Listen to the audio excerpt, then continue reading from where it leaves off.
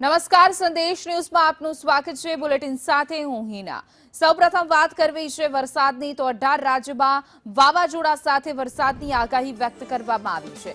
14 કલાકમાં 18 રાજ્યોમાં ભારે વરસાદનું એલર્ટ આપવામાં આવ્યું છે।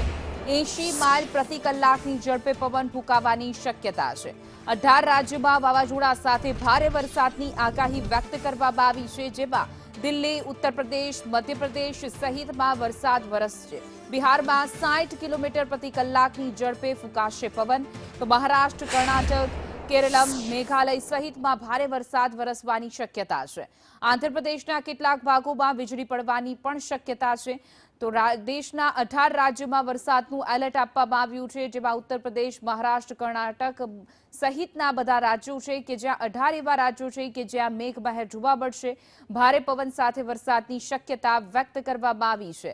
આંધ્રપ્રદેશ, કર્ણાટક, મધ્યપ્રદેશ સાથે જ કેરળમાં પણ ભારે વરસાદની ચેતવણી આપવામાં આવી છે।